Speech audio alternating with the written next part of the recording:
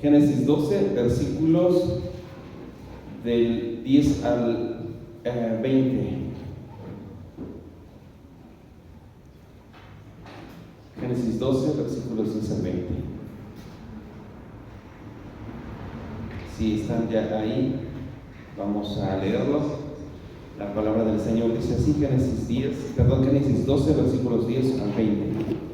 Hubo entonces hambre en la tierra y descendió Abraham a Egipto para morar ahí, porque era grande el hambre en la tierra. Y aconteció que cuando estaba para entrar en Egipto, dijo a Sarai, su mujer: he aquí, ahora conozco que eres mujer de hermoso aspecto, y cuando te vean los egipcios dirán, su mujer es, y me matarán a mí, y a ti te reservarán la vida.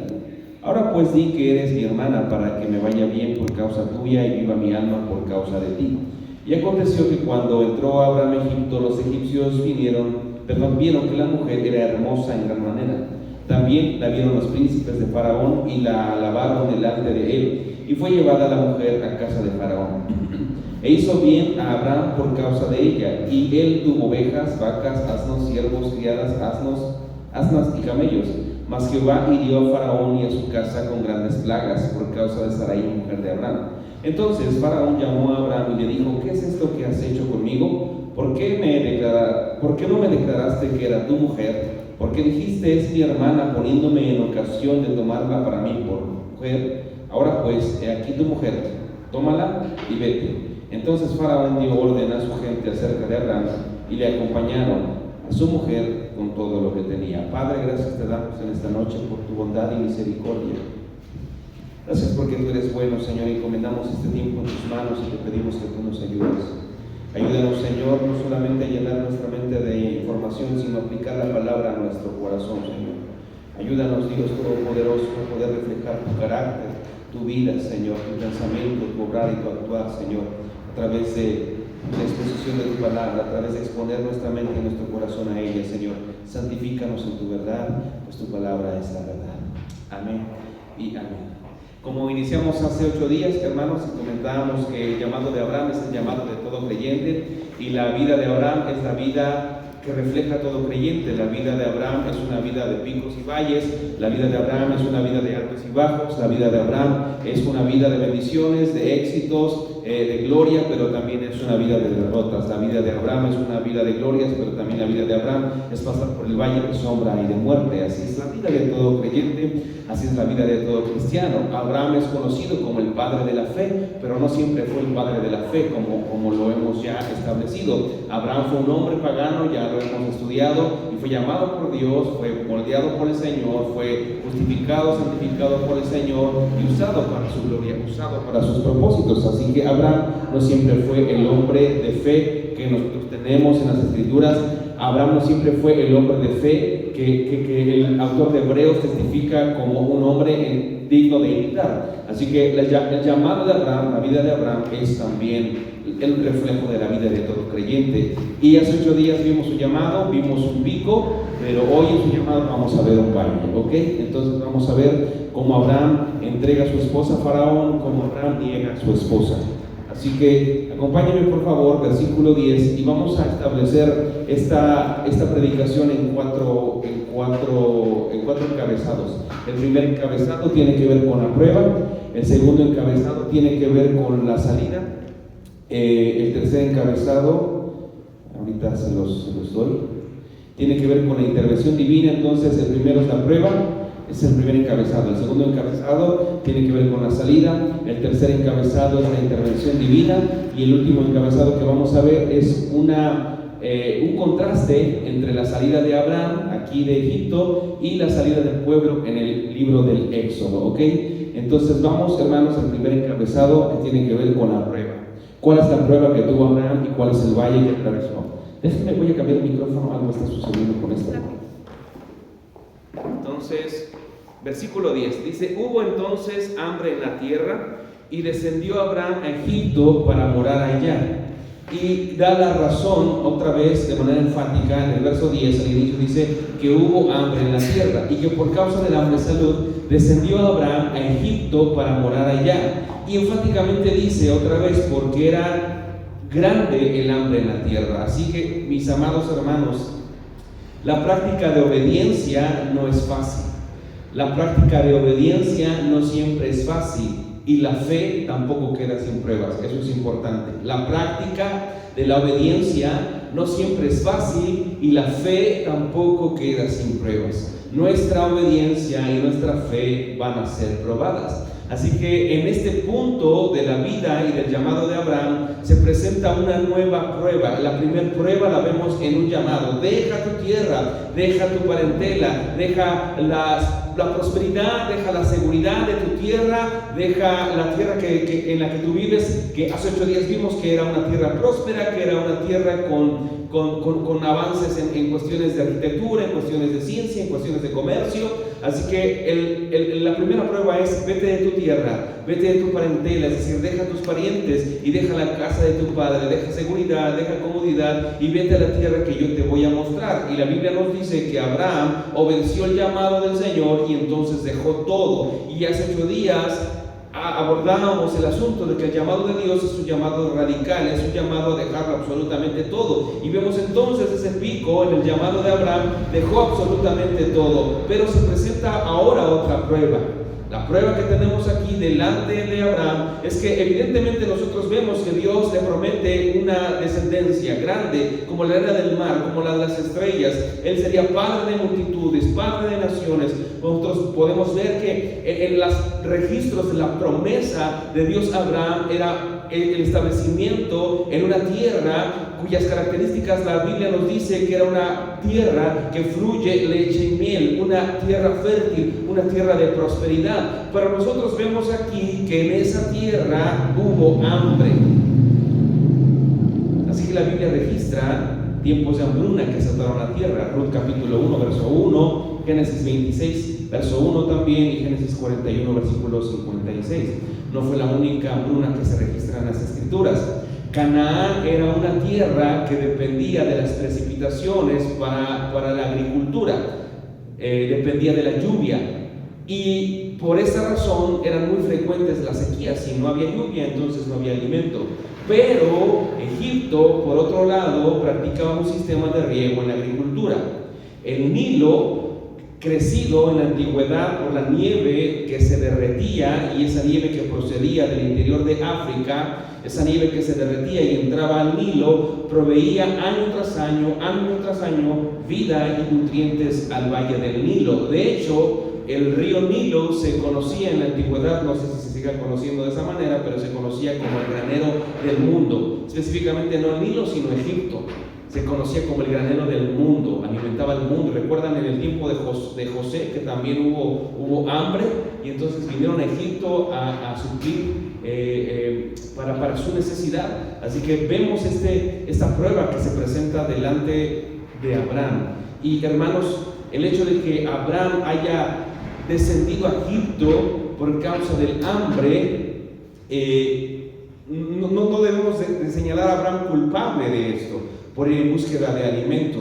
Evidentemente él quería sobrevivir por el azote del hambre, así que no debemos culpar a Abraham por esto. El asunto de esto es la decisión que derivó de la búsqueda del alimento y las decisiones que derivaron del hecho de que Abraham llegara a Egipto. Eso es lo que se señala en este pasaje. Así que, ¿qué podemos nosotros rescatar de este solo versículo 10? Y les voy a mostrar 3 aplicaciones. La primera aplicación es que Dios usa hombres frágiles. La Biblia nos llama a nosotros vasos de barro, y Dios utiliza entonces a hombres y mujeres frágiles para su gloria. Dijo un autor que no hay grandes hombres de Dios, creo que eso lo dijo Paul Washer: no hay grandes hombres de Dios, solamente hay hombres débiles con un Dios grande. Amén. No hay grandes hombres de Dios, somos hombres frágiles, somos hombres débiles. Somos hombres como vasos de barro, como lo escribe la Escritura, usados por un Dios grande. Así que Dios nos llamó, hermano, y piensa en ti. Dios te llamó, Dios nos llamó, a pesar de nosotros, a pesar de nuestras limitaciones, a pesar de nuestra fragilidad, a pesar de nuestro pecado, a pesar de que le dábamos la espalda. Nos llamó, Él nos atrajo a Él con cuerdas de amor, y Él nos transformó para usarnos para su gloria. Y lo hemos visto a lo largo del estudio de Génesis. Dios llamó a Noé, porque Noé estaba incluido entre las personas que dice Génesis capítulo 6, versículo 5, que el pensamiento pensamiento de las personas era de continuo solamente el mal, incluyendo a Noé, incluyendo a su familia. Pero Génesis 6:5 también nos dice que Noé halló gracia ante los ojos de Dios. Así que Noé halló gracia, Dios lo tomó, Dios lo llamó, Dios lo usó, Dios lo justificó, Dios lo transformó, Dios lo regeneró, abrió sus ojos y lo usó para su gloria. Así que vemos eso en la vida de Noé, vemos eso en la vida de Abraham, vemos eso en la vida de Moisés. Moisés salió huyendo por matar a un egipcio. Vemos a Gedeón también, que Dios le dio la victoria con solamente 300 hombres. Así que no fue Gedeón, ni la fuerza de Gedeón, ni la fuerza del ejército, es Dios obrando. Vemos a David, vemos a Pedro, dudoso también. No siempre fue el Pedro que conocemos. Vemos al apóstol Pablo, alguien que persiguió a la iglesia. Así que Dios nos llama, nos regenera, nos justifica, nos santifica para después usarnos. Por eso Pablo, inspirado por el Espíritu Santo, en 1 Corintios 1, verso 26 al 29, usted conoce ese pasaje, lo voy a leer en una traducción viviente, dice: recuerden, amados hermanos, que pocos de ustedes eran sabios a los ojos del mundo, o eran poderosos o ricos cuando Dios los llamó. En cambio, Dios eligió lo que el mundo considera ridículo para avergonzar a los que se creen sabios, y escogió cosas que no tienen poder para avergonzar a los poderosos. Dios escogió a lo despreciado por el mundo, lo que se considera como nada, y lo usó para convertir en nada lo que el mundo considera importante. Como resultado, Pablo dice: nadie puede jamás jactarse en presencia de Dios. Como dijo Joe Owen cuando estuvo con nosotros, somos un cero a la izquierda, y Dios, si tenemos valor y propósito e identidad, es por el Señor. Segunda de Corintios 4, verso 6, en esa nueva versión dice, Segunda de Corintios 4, versos 6 y 7, dice: pues Dios, quien dijo que haya luz en la oscuridad, está citando Génesis, hizo que esa luz brille también en nuestro corazón, para que podamos conocer la gloria de Dios que se ve en el rostro de Jesucristo. Ahora tenemos esa luz que brilla en nuestros corazones, es decir, Dios nos ha abierto los ojos espirituales y ahora podemos ver la gloria del Señor, ahora podemos ver la persona de Cristo, ahora podemos ver la obra de Cristo, ahora podemos ver nuestra necesidad de Él. Ahora tenemos esa luz que brilla en nuestro corazón, pero nosotros mismos somos como frágiles vasijas de barro que contienen ese gran tesoro. Esto deja bien claro que nuestro gran poder proviene de Dios, no de nosotros mismos. El que se gloríese en el Señor. Amén. Así que los hombres de fe son imperfectos. Usted es imperfecto, hermanos, si no lo sabía. Nosotros somos imperfectos y debemos de depender del perfecto.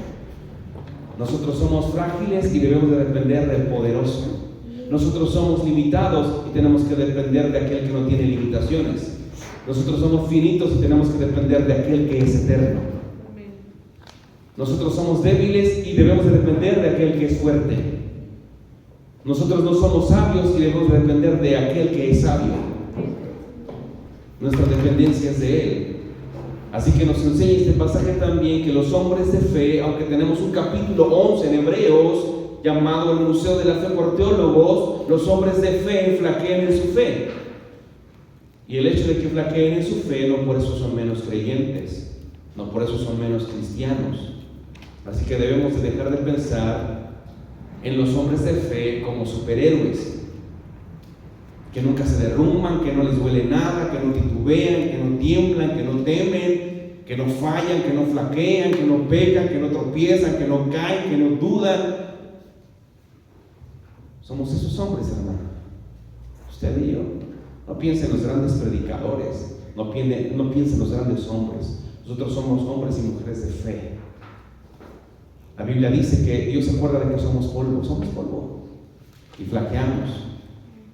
Así que no debemos, por un lado, de pensar que los hombres de fe son superhéroes, pero por otro lado, tampoco no podemos idolatrarlos, porque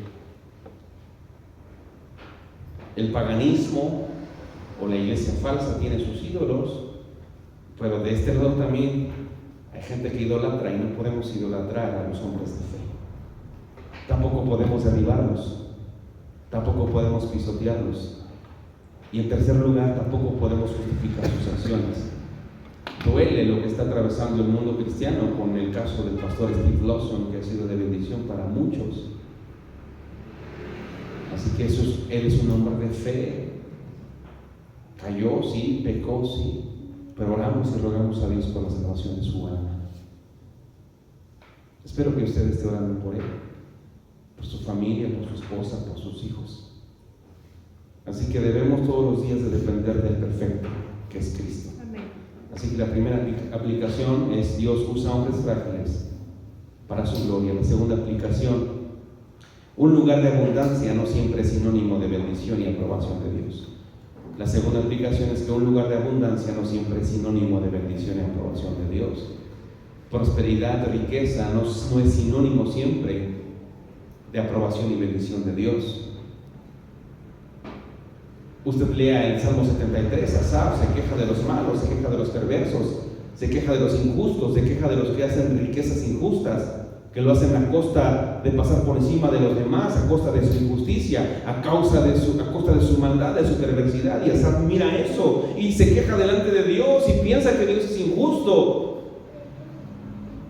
Porque ellos no sufren, porque ellos no se enferman, porque la justicia no los atrapa, es decir, la justicia terrenal no les hace nada, se salen con la suya. Y Asaf se queja y piensa que Dios es injusto, y ellos prosperan y se burlan y dicen: no me ganaré el infortunio, me saldré con la mía siempre.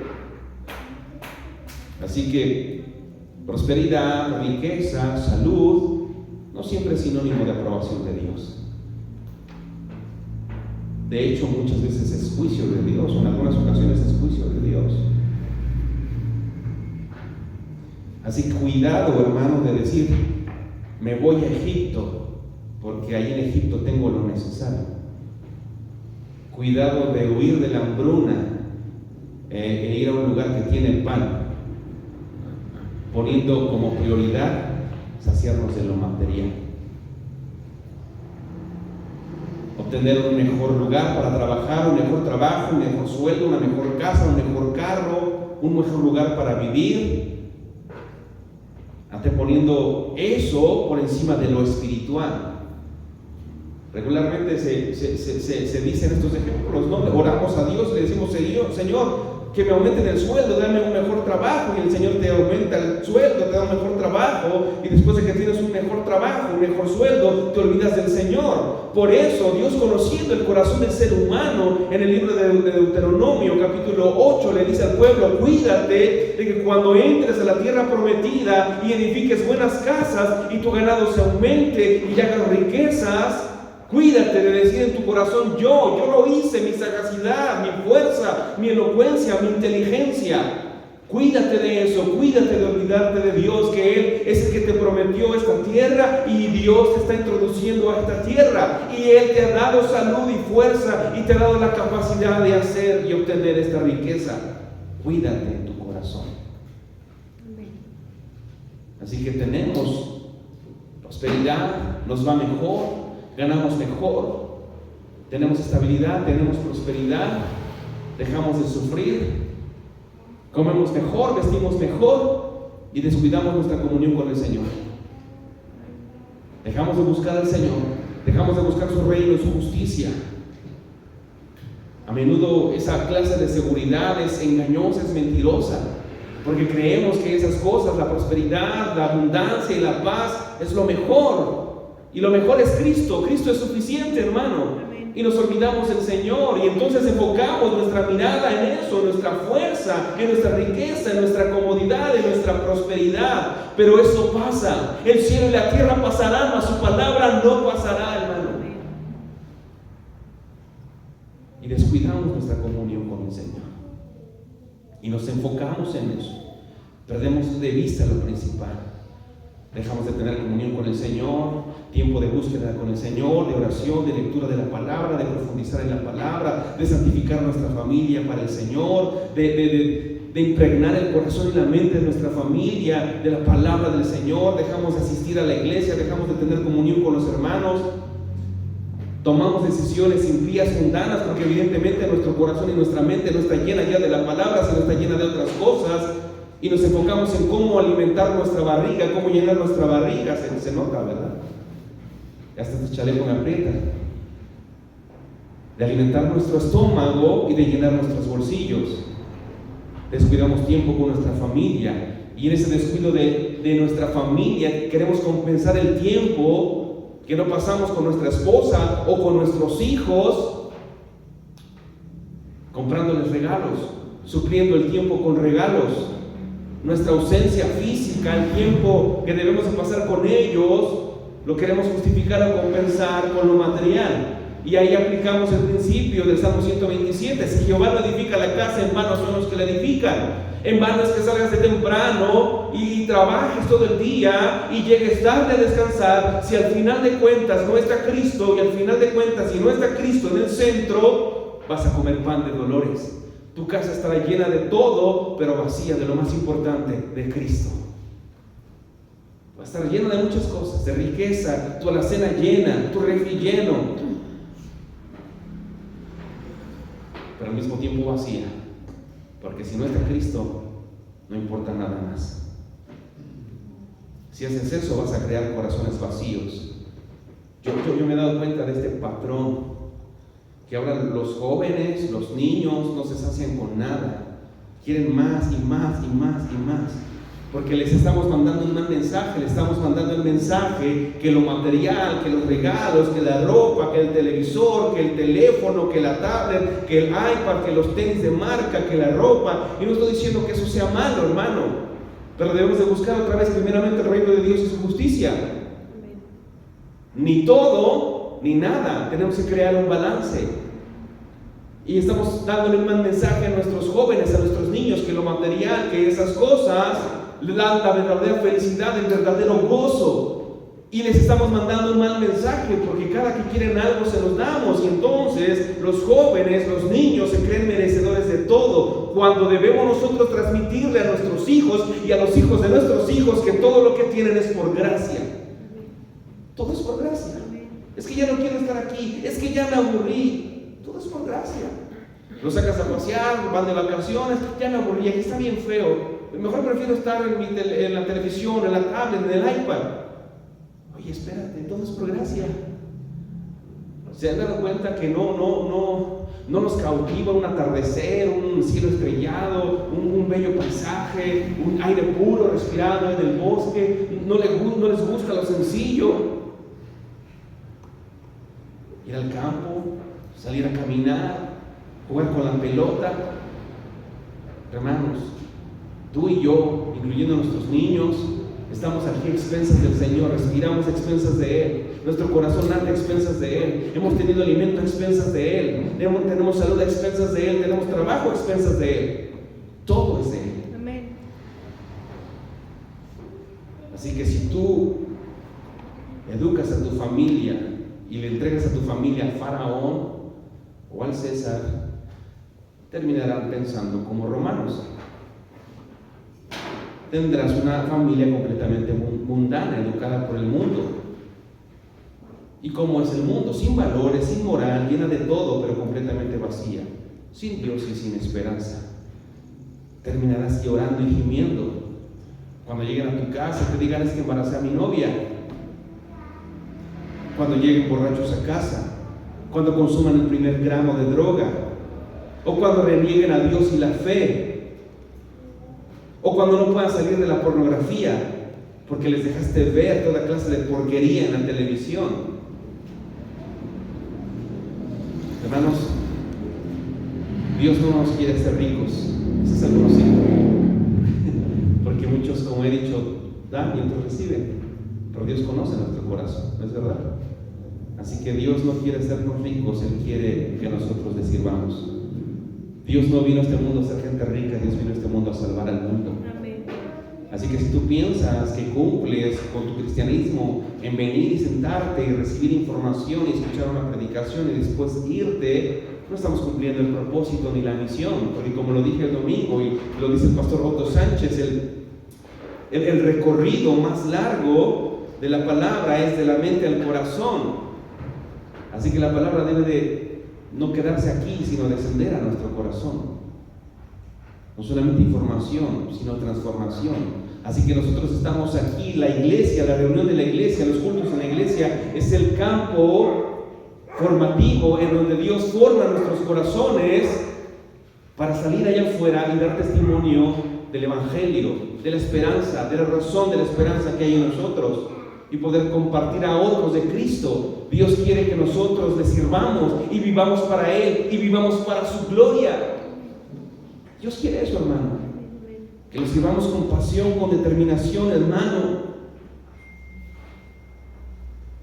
Tu casa se va a quedar, tu carro se va a quedar, tu terreno se va a quedar, tus cuentas de banco se van a quedar, tus negocios, tus títulos, y lo único que te vas a llevar es lo que has hecho por Cristo aquí en esta tierra. Y la tercera aplicación, de hermano, aún en la tierra prometida debemos de depender de Él. La primera aplicación entonces es: Dios usa hombres frágiles para su gloria. La segunda aplicación es que un lugar de abundancia no siempre es sinónimo de bendición y aprobación de Dios. La tercera aplicación de este versículo 10 es que aún en la tierra prometida debemos depender de Él. Abraham salió huyendo de la dificultad, pero hermanos, no debemos de salir huyendo de la dificultad cuando Dios nos ha mandado a confiar en Él aún en medio de la dificultad. Dios es el que puso a los discípulos en la barca y los puso en la tormenta, ¿no es verdad? Y Dios es el que crea la tormenta y el que detiene la tormenta. Dios es el que genera la tormenta y es el mismo que le dice a la tormenta: calla y enmudece. Dios es el creador de las tormentas y Dios es el que apacigua la tormenta. Como dijo Job, Dios es el que pone la llaga y Él es el que la sana. Por eso el Salmo 23 dice: aunque ande yo en valle de sombra y de muerte, no temeré mal alguno, porque tú estarás conmigo. Hay situaciones que nos derrumban, ¿no es verdad? Si las has experimentado: enfermedad personal, enfermedad de algún miembro de tu familia, pérdida de alguien, escasez, y a veces decimos: ya no puedo. Cansancio físico, temor, angustia, y a veces decimos: Señor, ya no puedo, ya no puedo, Señor. Y a veces tenemos un falso cliché que decimos: híjole, es que Dios le da las peores guerras a sus más grandes soldados y guerreros, pero conmigo ya te pasaste, Señor. La verdad es que no, hermanos, somos débiles, pero Dios está con nosotros. Amén. No salgas huyendo de la dificultad cuando Dios ha mandado a confiar en Él en medio de ella. El hombre que está aquí delante de ustedes, hermanos, es frágil, es un pecador. Yo no soy un superhombre, un superhéroe. Soy frágil, soy ser humano, soy carne. Soy tentado, fallo, peco, tropiezo. Por eso el Señor nos dice todos los días: bástate mi gracia, porque mi poder se perfecciona en tu debilidad. Por eso el Señor nos manda a depender de Él todos los días, a humillarnos delante de Él, a postrarnos delante de Él y de su cruz. Por eso la Escritura dice: el que tenga sed, venga a mí y beba del agua de vida que yo le daré. El Señor nos invita a eso. El profeta Isaías nos invita a venir delante de Él, a comprar vino y leche, a comprar sin precio y a saciarnos de Él. Él es la fuente, hermano, inagotable de gloria, de gracia y de abundancia. Él es suficiente. Él nos fortalece. La gloria de los jóvenes es el Señor, es su fuerza, y es el Señor que les da esa fuerza. Así que como pastor, hermano, no puedo fingir que soy un superhombre, hermano.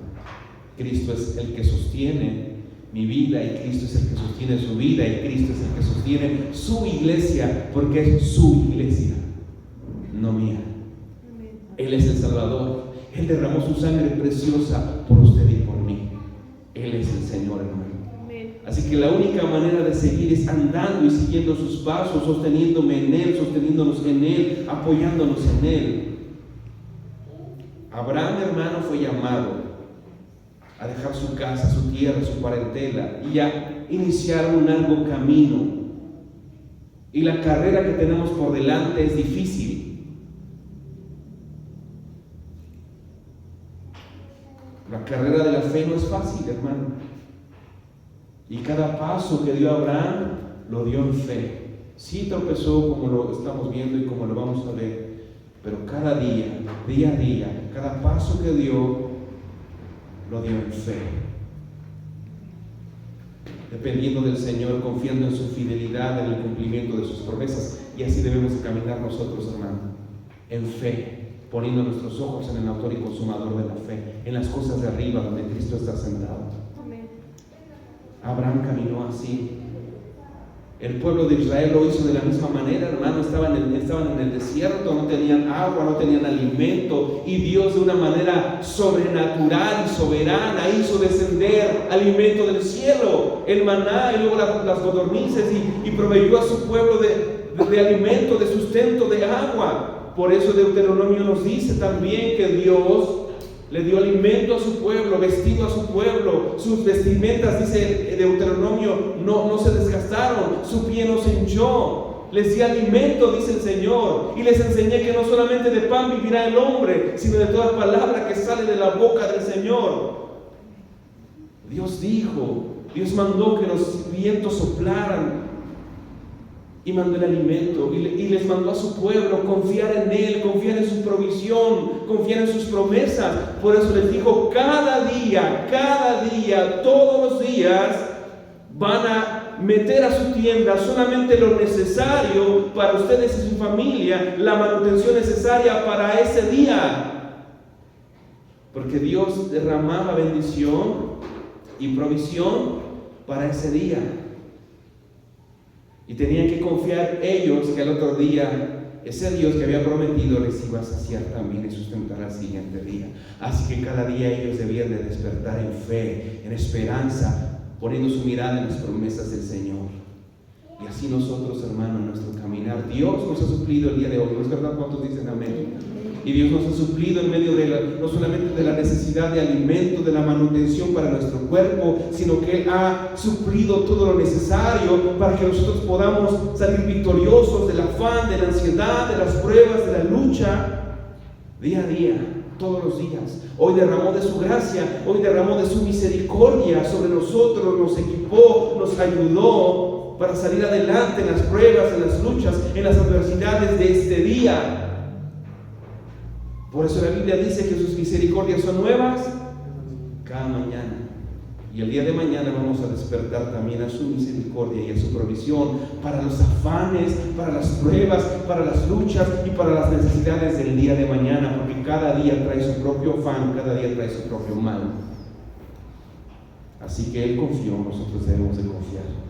Nuestra confianza está en Él, no en la economía, no en los políticos, no en la administración, no en un partido político. Confiemos en sus promesas. Joven fui y ya he envejecido, y no he visto justo desamparado ni su descendencia que mendigue el pan.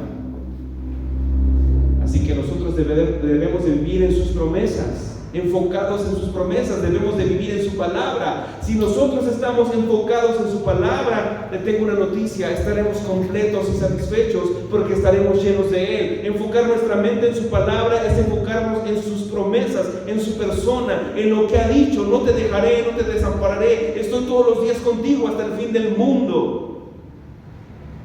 Así que llenarnos de su palabra es llenarnos de Él, y a estar llenos de Él estamos completos y satisfechos.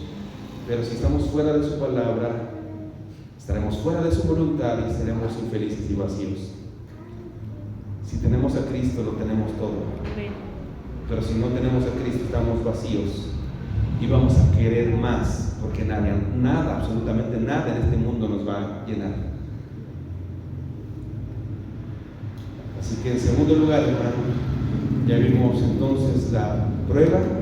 En segundo lugar, vamos a ver cómo Abraham quiso salir de esa prueba. Repito, no hay pecado en el hecho de que haya buscado alimento en Egipto, sino la forma en la que él determinó que así fuese. Versículo 10. Hubo entonces hambre en la tierra. Vamos a ver entonces en segundo lugar la salida. Hubo entonces hambre en la tierra y descendió Abraham a Egipto para morar ahí, porque era grande el hambre en la tierra. Y aconteció que cuando estaba para entrar a Egipto, dijo a Sarai su mujer: he aquí, ahora conozco que eres mujer de hermoso aspecto, y cuando te vean los egipcios dirán: su mujer es. Entonces me matarán a mí, y a ti te reservarán la vida. Ahora pues di que eres mi hermana, para que me vaya bien por causa tuya, y viva mi alma por causa de ti. Lo que vemos en este pasaje en primer lugar es que Abraham negó a su esposa. La afirmación ella es mi hermana aparece 3 veces en este versículo 13, pero también aparece en capítulo 20, versículo 2, y también aparece en capítulo 26, versículo 7. Según la costumbre de ese tiempo, como lo escribe y le explica también a Abraham, o evidentemente Moisés escribiendo esto en capítulo 20, verso 13, era común, era un modus vivendi, era, digamos, una política en ese tiempo, en esos territorios, que si un hombre poderoso veía a una mujer que era hermosa, y aunque esa mujer estuviese casada, arrebataba a su esposa, esta mujer, del cuidado de su esposo, la llevaba a su harén para hacerla su esposa, y al esposo lo mataba. Eso lo explica Moisés en 20:13. Así que uno puede decir, bueno, creo que los temores y la decisión que tomó Abraham era justificada por la información que conocía. Por otro lado, si Abraham era conocido por ser su hermano y no su esposo, alguno que quisiera a su esposa tendría que hacer arreglos matrimoniales con él. Así que lo que vemos aquí es, oye, Eli, que eres mi hermana, nos muestra que ese hombre que estuvo en un pico y que actúa en fe, cuando Dios le dijo, deja tu tierra, deja tus parientes y deja la casa de tu padre y vete a la tierra que yo te voy a mostrar, y que inició ese camino y que inició ese recorrido de fe sin preguntar alguna cosa. Hebreos nos dice que salió sin saber a dónde iba. Así que él no replicó, él no le preguntó a Dios, él no cuestionó a Dios, él simplemente dijo vamos, porque Dios nos ha hecho ese llamado. Y vemos a ese Abraham en este pico, pero lo que vemos aquí es que ahora Abraham estaba en un valle. Así que lo que vemos aquí es que Abraham ya no andaba en fe como al principio.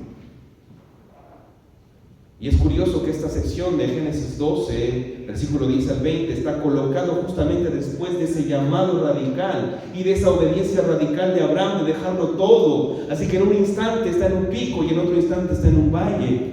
Abraham ya no andaba por fe como al principio.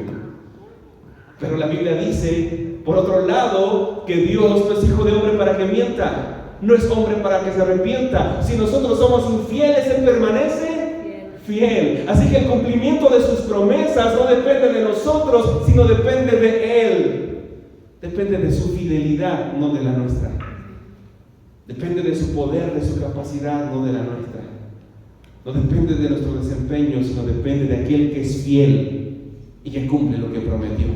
A pesar de su fragilidad, a pesar de su debilidad, a pesar de su duda, de su miedo, a pesar de que se desvió del camino, a pesar de que ya no estaba caminando en fe, a pesar de que había desviado su mirada del Señor y de sus promesas, Dios iba a cumplir su promesa.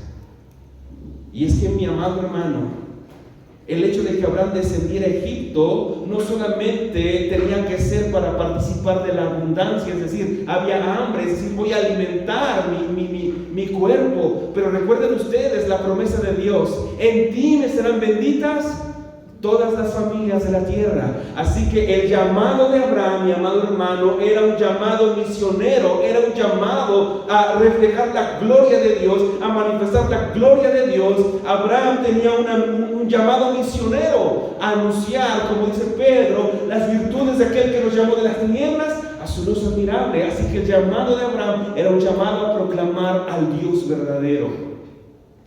En medio de una cultura pagana, en medio de una cultura politeísta, en medio de una cultura idólatra, Abraham no solamente tenía que llenar su estómago de pan, sino que él tenía que llevar el pan de vida a las personas, para saciar su alma a esas personas, para que conocieran al Dios verdadero. Así que su encomienda y su llamado fue un llamado misionero. Recuerden, hermanos, la promesa de Dios: tú vas a ser bendición, en ti me serán benditas todas las familias de la tierra. Pero, oh hermano, sorpresa, que cuando Abraham descendió a Egipto, porque en Canaán había hambre, y cuando entró ahí, estuvo Abraham muy lejos de ser una bendición para la gente de aquel país. No fue de bendición, al contrario, fue de tropiezo. Así que lo que vemos es, en primer lugar, negó a su esposa. En segundo lugar, ya no andaba en fe como al principio. En tercer lugar, quitó sus ojos de Dios, quitó sus ojos de sus promesas. ¿Y qué resultó del hecho de que él quitara sus ojos de Dios y de sus promesas? Lo primero que sucedió al quitar sus ojos de Dios y de sus promesas es que a menudo, hermano, a menudo, eso sucede no solamente con Abraham, sino con nosotros. Abraham es un modelo del creyente. Cuando quitamos nuestros ojos de Dios y de sus promesas, ¿saben dónde dirigimos nuestra mirada? En nosotros. No en Dios, sino en nosotros. Así que lo que sucedió en primer lugar, después de que quitó sus ojos de Dios y de sus promesas, en primer lugar, se amó a sí mismo. Se puso en primer lugar, y no a Dios, y no a su esposa. Eso está en el verso 13. Lea el verso 13 conmigo, Génesis 12:13. Ahora pues, di que eres mi hermana. Ahora voy a ser enfático en esto y dice, para que me vaya bien. ¿A quién? A mí, para que me vaya bien, por causa tuya. Es decir, la utilizó como un trampolín, como un vehículo. Bueno, no me importa lo que te pasa, no me importa lo que te suceda, que me vaya bien a mí. Y luego dice, y viva mi alma por causa de ti. Dos cosas, para que me vaya bien y para que no me maten. Se amó a sí mismo, mintió. Génesis 12:13. Tuvo un alto concepto de sí mismo y no pensó con cordura. Romanos 12:3. No puso a su esposa como superior a él mismo. Filipenses 2:3. Y se prefirió a sí mismo y no a su esposa. Así que quitó sus ojos de Dios, y lo que sucedió en primer lugar es que se amó a sí mismo. En segundo lugar, al quitar sus ojos de Dios, no solamente se amó a sí mismo, sino que puso sus ojos en otros lugares, como lo hacemos nosotros. Puso sus ojos en sus circunstancias. Y hermano, cuando nosotros ponemos nuestra mirada en nuestras circunstancias, está como ese meme que no sé si han visto, que la reflexión es, depende de la perspectiva de cómo lo mires. Y está una persona en un vehículo, y de este lado está viendo un paisaje totalmente desolador, pero del otro lado hay un paisaje hermoso y una vegetación hermosa. ¿Ha visto como esas imágenes? ¿No? Bueno, lo que quiero decirles, hermanos, es que cuando nosotros nos enfocamos en nuestras circunstancias, en nuestros problemas, en nuestras aflicciones, en nuestras depresiones, en nuestras ansiedades, en todo ello, hermano, nos olvidamos de dos cosas: de las promesas de Dios y de sus bendiciones. Abraham se olvidó de la promesa de Dios. Al estar tan extasiado, tan enfocado en sus circunstancias, eso lo llevó a olvidarse de las promesas de Dios y a olvidarse de sus bendiciones.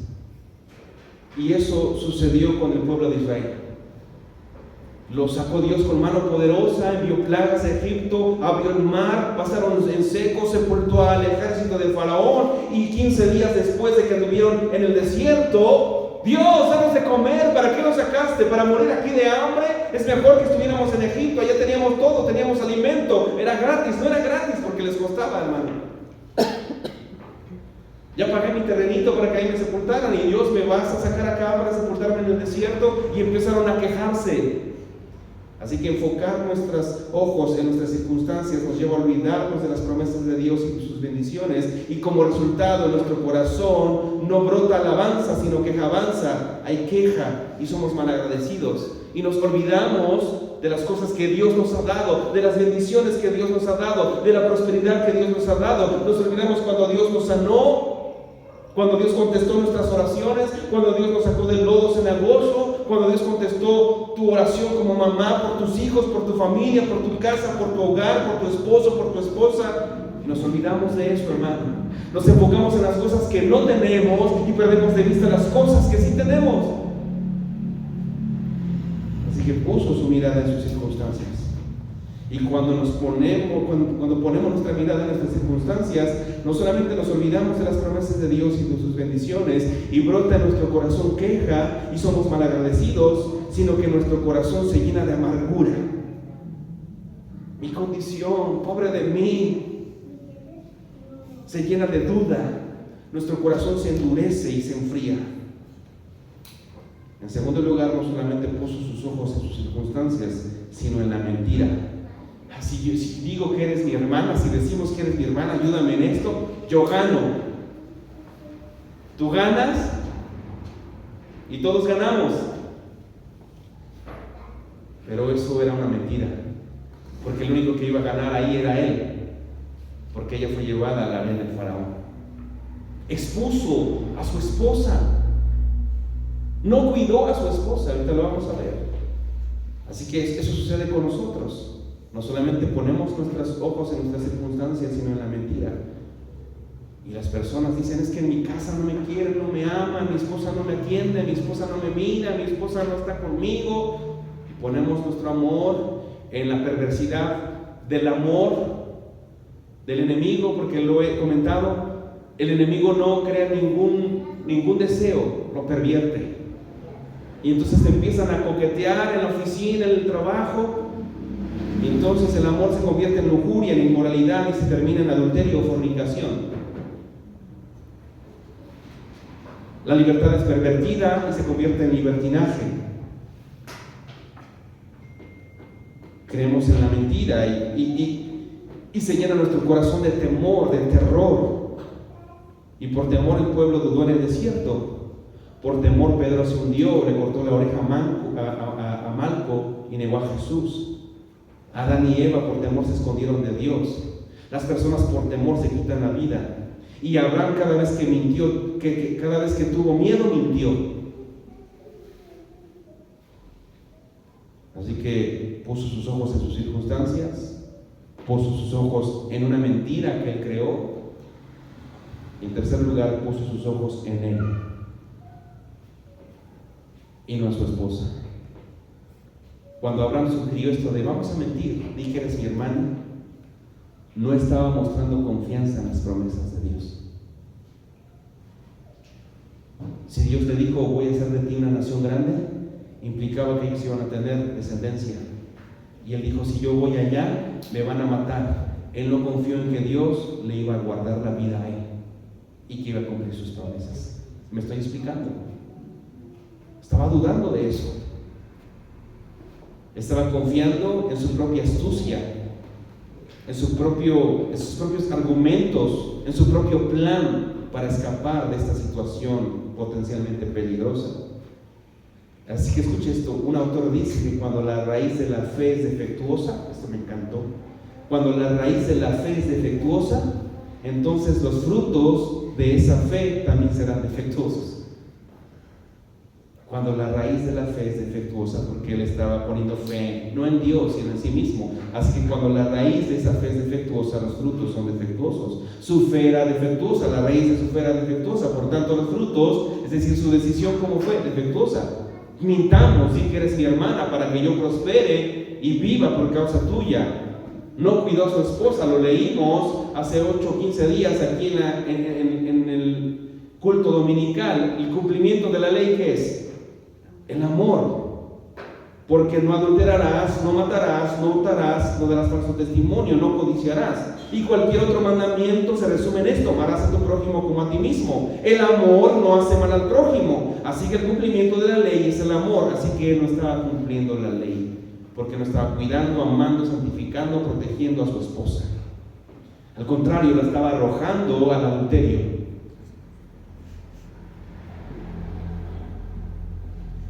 Así que cuando ponemos nuestros ojos en nosotros y en otros lugares,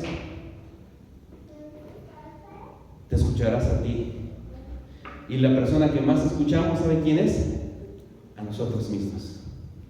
Te escucharás a ti, confiarás en ti y pondrás tu confianza, como dice Jeremías capítulo 2, en cisternas rotas que no retienen agua. Te llenarás de temor,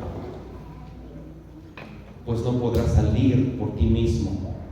Y ese temor se va a convertir Ese temor va a subir de escaloncitos y se va a convertir en ansiedad, en afán, en depresión.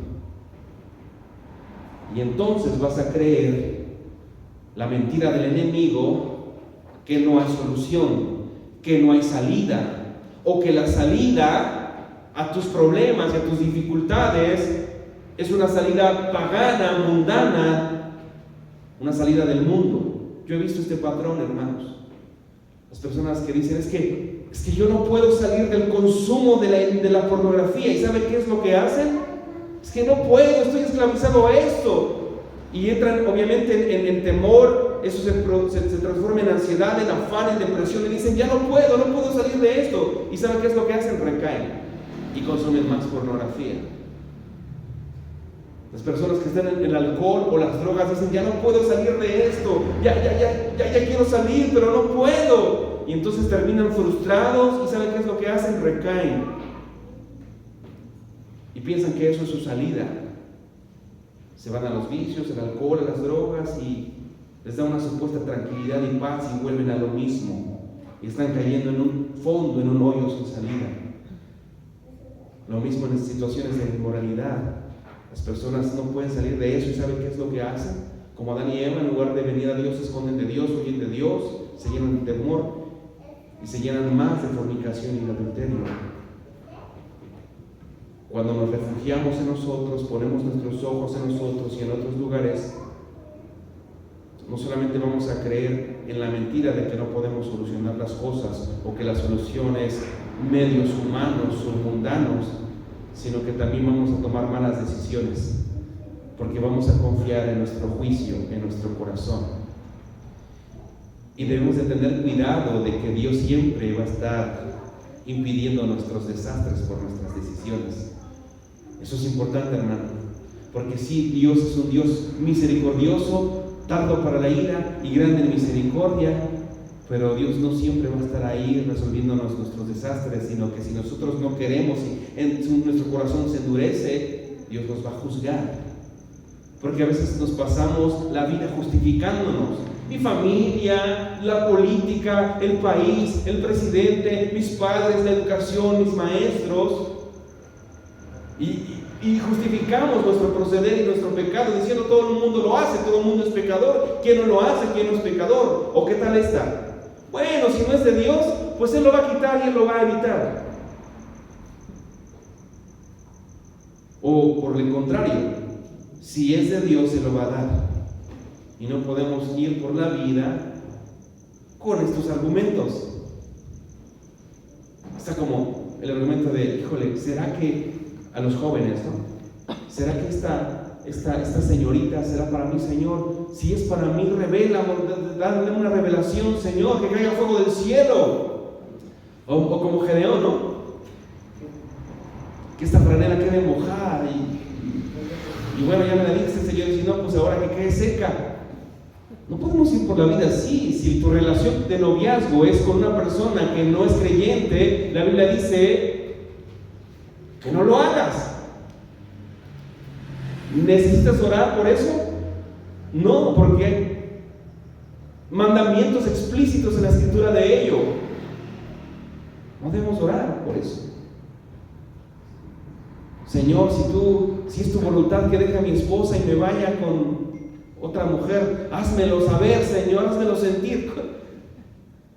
Cuando la Biblia dice que tú debes de ser leal a la mujer de tu pacto, por favor, por el amor de Dios, hermanos. No tentarás al Señor tu Dios, dice la Escritura. Y a veces en nuestras malas decisiones Dios permite que quedemos raspados, humillados, como dice el salmista, bueno me fue haber sido humillado para que conociera yo tus justos juicios. Ya viene a abrir a mi corazón. Le sucedió al hijo pródigo. ¿Por qué el hijo pródigo regresó a casa? Porque él se dio cuenta de su condición. Estaba comiendo de los desperdicios de los puercos, de los cerdos, y dijo, ¿por qué estoy aquí muriéndome de hambre si en la casa de mi padre hay muchos jornaleros que comen mejor que yo? Me levantaré e iré a mi padre, le diré, Padre, he pecado contra el cielo y contra ti. Tuvo que haber sido humillado para conocer su condición y saber que había pecado y regresar a casa del Padre. Ahora imagine, lo he dicho en algunas consejerías, imagine que yo como buen samaritano veo a ese pródigo y digo, ay, pobrecito, pobre de él, lo voy a ayudar. Y diario llevo una tortita cubana y una coca de 2 litros, le digo, bueno, come. ¿Ese hijo pródigo iba a salir de esa condición? No, porque yo le iba a solucionar la vida. Sin embargo, Dios tuvo que humillarlo para que regresara.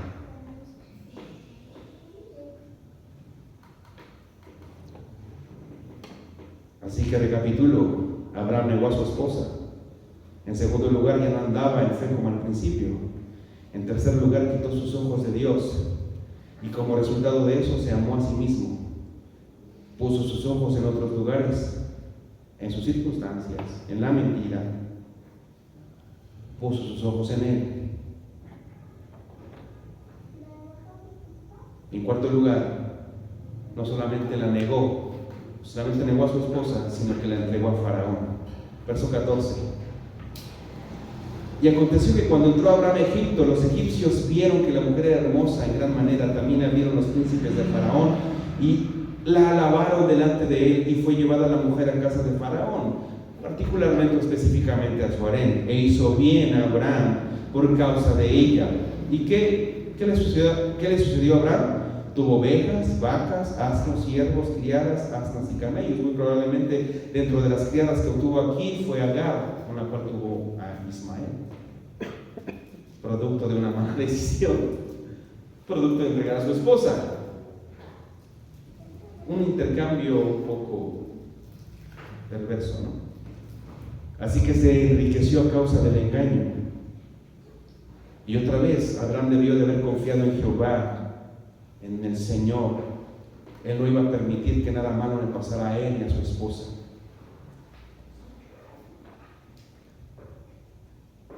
Así que su jugarreta y su mentira ocasionó que casi perdiera a su esposa. Y evidentemente, al perder a su esposa, iba a quedar comprometida el cumplimiento de la promesa de yo voy a hacer de ti una nación grande. Lo trataron como rey, pero su esposa fue llevada al harén del faraón. Otra vez se prefirió a sí mismo que a su esposa. Así que 2 peligros graves implicaban ir a Egipto. El primer peligro, ir a Egipto, implicaba abandonar la tierra prometida. Egipto, en las Escrituras, apunta a un tipo. Y ir a Egipto, en el pensamiento bíblico, significa abandonar el propósito divino. Y esa es una constante en las Escrituras, en la vida del creyente. Así que Egipto tipifica la carne, lo mundano, el mundo, lo pecaminoso, lo oscuro. Egipto tipifica esclavitud. Egipto tipifica la cosmovisión del mundo, las filosofías del mundo. Y Faraón es un tipo del enemigo.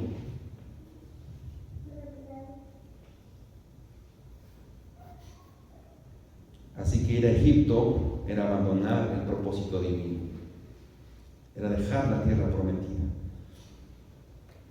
por llenar tu mente, tu corazón de lo del mundo, de lo de Egipto, saciarte de lo de Egipto, pervertir tu mente y tu corazón de lo de Egipto, alimentar tu alma y tu carne con lo de Egipto, y no servir a Dios y a sus propósitos, sino servir al enemigo y a sus propósitos. En segundo lugar, descender a Egipto implicaba entregarlo todo a Egipto y a Faraón. Y eso es lo que sucedió. Dejó el propósito divino por lo del mundo. Dejó a Dios por entregarlo todo al enemigo. Así que, ¿cómo entregamos como esposos a nuestra esposa Faraón? Porque eso es lo que hizo él. Le voy a dar 4 razones y no voy a profundizar en ellas, pero ¿cómo entregamos a nuestra esposa, o 5, a Faraón? En primer lugar, entregamos a nuestra esposa a Faraón cuando no la amamos como Cristo amó a la iglesia. La entregamos a Faraón. ¿Y cómo Cristo amó a su iglesia? Se entregó a sí mismo por ella. ¿Hizo esto Abraham? No. Así que nosotros entregamos a nuestra esposa a Faraón en Egipto cuando no amamos a nuestra esposa como Cristo amó a su iglesia. Presentarnos a nosotros como un sacrificio. Él se prefirió a sí mismo, se puso a él en primer lugar y no a su esposa. La labor de Abraham era cuidar a su esposa, entregar su vida por su esposa, ir delante de él y su esposa atrás. Él guardando, cuidando, protegiendo a su esposa, protegiendo y cuidando su corazón, su integridad, y no lo hizo. Así que entregamos a nuestras esposas cuando no amamos a nuestras esposas como Cristo amó a la iglesia. En segundo lugar, entregamos a nuestra esposa a Faraón cuando no cuidamos a nuestra esposa como vaso frágil, entendiendo que nuestra esposa también es coheredera de la gracia divina y que es hija de Dios y que es salvada por Cristo. Así que si nosotros no cuidamos a nuestra esposa como vaso frágil, como coherederas de la gracia, porque nuestra esposa es salva por gracia y la sangre de Cristo que nos limpia de todo pecado y nos perdona a nosotros como esposos y como varones, fue la misma sangre que se derramó en la cruz del Calvario por nuestra esposa. Fue la misma sangre que la salvó y la limpió y la santificó. Nosotros somos herederos, ellas son herederas también y son hijas de Dios. Y un día, si no tratamos a nuestra esposa como vaso frágil, como coherederas de la gracia de la vida, nos vamos a enfrentar a su Padre, y su Padre es Dios. Dice John Piper en su libro Pacto Matrimonial: Dios puede tener algo con tu esposa, algún problema con tu esposa, cuentas con tu esposa, pero un día Dios va a tocar la puerta de tu casa. Alguien va a abrir la puerta de la casa y Dios va a preguntar: ¿en dónde está el hombre de la casa? Porque al que le va a pedir cuentas es al hombre.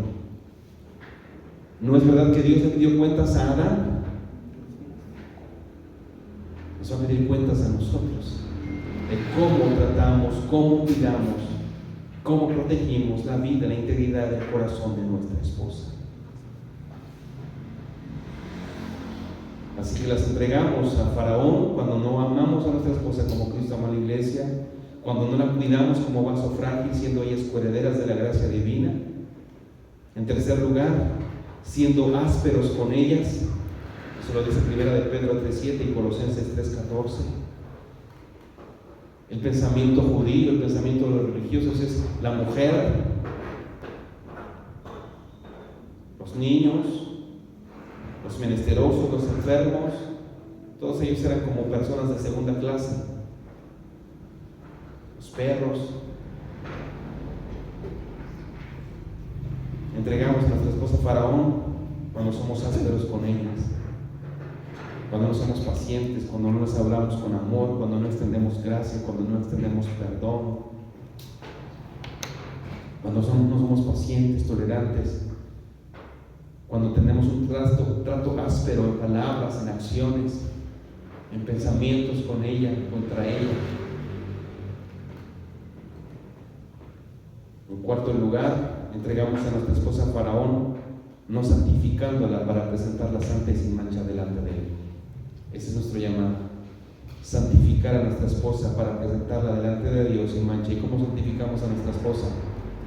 A través de la palabra, en conversaciones que sean enfocadas en la palabra. Limpiamos y santificamos el corazón de nuestra esposa, nutriendo el corazón de nuestra esposa a través de la palabra. Estar pendiente de ellas para que, si está en peligro su comunión, deje conversaciones, deje amistades, deje relaciones, deje cosas que ve, lugares que visita, con tal de proteger el corazón de nuestra esposa. Y en quinto lugar, entregamos a nuestra esposa Faraón cuando somos infieles al pacto, a la mujer de nuestro pacto.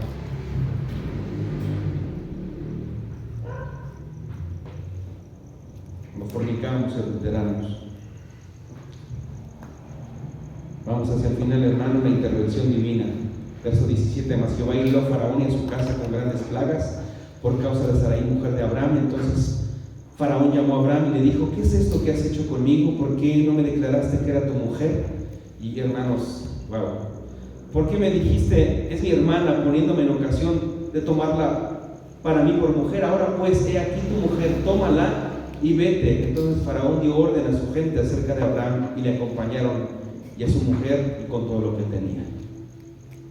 Hermanos, solamente por la intervención divina y soberana de Dios en la historia, específicamente en este evento y en la historia de redención, por la intervención divina, Él cumple sus propósitos. Porque ya lo dije, Él cumple sus propósitos a pesar de nosotros, porque Él es fiel, a pesar de que somos fieles. Así que absolutamente nada ni nadie iba a frustrar el plan de Dios y la bendición que Dios había tenido y había declarado para Abraham: yo voy a hacer de ti una nación grande. Ni la fragilidad de Abraham, ni tampoco el poder de Faraón iba a impedir el cumplimiento del propósito de Dios con Abraham. Nada, absolutamente nada va a detener la obra de Dios. Cristo dice: las puertas del Hades no prevalecerán contra mi iglesia. Por eso Cristo dice: nadie nos arrebatará de su mano. Nadie nos arrebatará del amor del Señor. Solo la intervención divina pudo sacar a Sarai del harén faraónico sin que ella sufriera daño. Y escuchen lo que dice un autor, y me encantó esto: los planes egoístas de Abraham para protegerse a sí mismo pusieron en peligro la promesa de Dios, pero la fidelidad del amor divino, escuche esto, preservó la pureza de los antepasados del Salvador. Wow, hermano. Incluso para que Faraón no tuviera relaciones sexuales, me explico, con Sarai, conservó la pureza de los antepasados del Salvador. Bendito sea su nombre. Y cómo intervino Dios y hirió la casa de Faraón. No sabemos cómo fue específicamente, qué clase de plagas fueron, cómo lo hizo, porque no es específico el mensaje aquí, pero Faraón, por lo que vemos aquí, comprendió el mensaje y comprendió que eso no era lícito. Comprendió el mensaje, y esto, hermano, nos da una cachetada con un guante blanco, porque Dios usó no solamente las plagas, sino que Dios usó a un hombre impío, mundano, pagano, idólatra, para reprender a Abraham. ¡Wow! A veces decimos somos cristianos, somos creyentes, y a veces nuestro proceder, nuestros impulsos, nuestras palabras, nuestras acciones dejan mucho que desear, y las personas nos dicen: oye, tranquilo, nos dan un consejo, y uno dice: bueno, pero si el que tiene que dar el consejo soy yo. Dios utiliza incluso estos medios y estas formas para sacudirnos, hermano. Wow. Esto nos humilla, hermano. Esto nos debe de humillar, porque Faraón fue el que reprendió a Abraham. Lo reprendió severamente. Lo que vemos entonces aquí no es algo muy agradable. Un rey pagano reprendió severamente al padre de la fe de los creyentes, y luego lo obligó a salir del país como una persona no grata, con piernas quizás temblorosas, con un rostro quizás enrojecido por su vergüenza. Escuchó 3 frases dramáticas que debieron de sonar como un martillo en su cabeza: he aquí tu mujer, tómala y vete.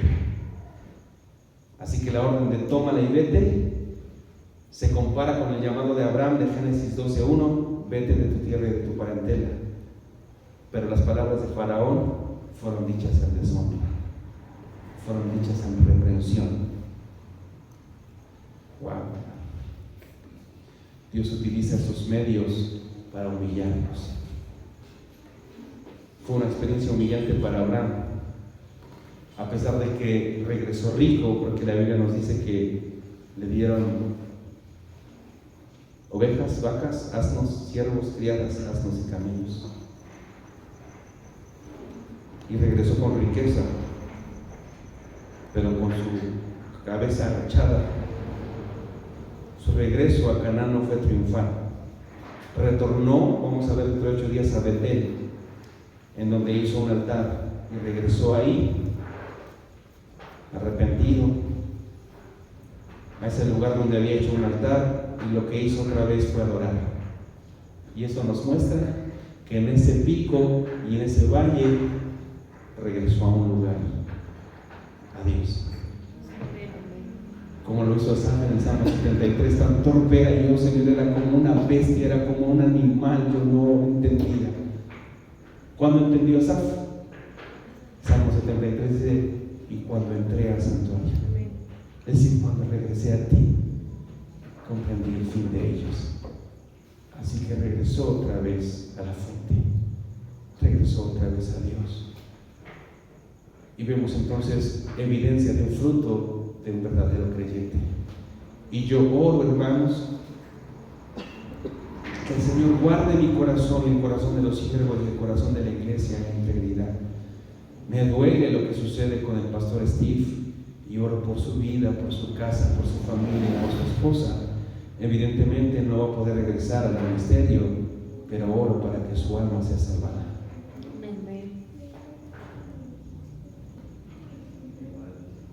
Tres aplicaciones rápidas. La primera, la fe de un creyente, por sincera que sea, no lo pone totalmente y de modo permanente a salvo de posibles errores y caídas.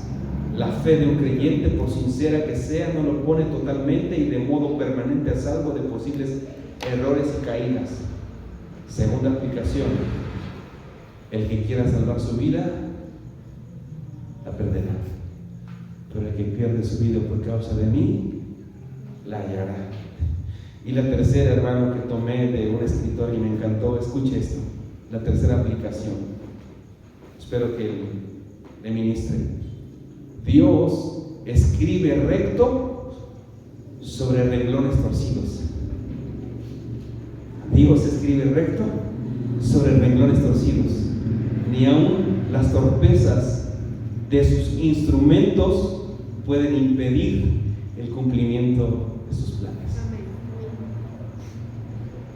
Y cito a un autor: cuando enfrentamos algunos problemas terrenales, la duda y la falta de fe nos hacen temblar y entonces caemos. Tal vez la falta del pan de cada día nos haga temblar.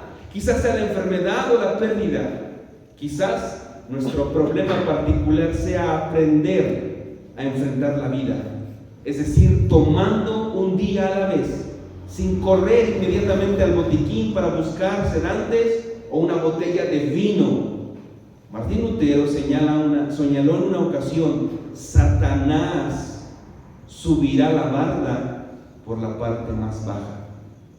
Afortunadamente para nosotros, el demonio no es el único que conoce las debilidades de las frágiles criaturas de barro que somos. Lo único que rescató a Abraham fue el fiel amor de Dios. Para impedir que usted y yo caigamos, y para evitar que perdamos la bendición de Dios, la bendición que Él prometió, nuestra única esperanza es el fiel, gratuito, eterno y soberano amor de Dios. Y en último lugar, hermanos, de manera rápida, los contrastes con el Éxodo. Las características entre la entrada y salida de Abraham de Egipto son asombrosamente parecidas a la entrada y salida del pueblo en Éxodo. Hambruna en la tierra, Génesis 12:10 y 47:13. El viaje de Egipto para permanecer ahí temporalmente, aquí en Génesis 12, verso 10 y Génesis 47, verso 27. El intento de matar a los hombres y salvar a las mujeres, aquí en el verso 12 y en Éxodo 1:22, las plagas que cayeron sobre Egipto, aquí en el verso 17 y en Éxodo capítulo 7, verso 14 y en adelante. La entrega de bienes por parte de los egipcios, aquí en el verso 16 y en Éxodo capítulo 12, verso 35. La liberación, aquí en Génesis 12:19 contra Éxodo 15. El regreso al Negev, aquí en Génesis 3:1 y en Números 13, verso 17 y verso 22. La gran liberación de la esclavitud que experimentó Israel, la vemos aquí en Abraham. Es como si en Abraham se hubiese dramatizado la liberación del pueblo anticipadamente. Así que termino con esto, hermano. Dios nos usa a pesar de nosotros.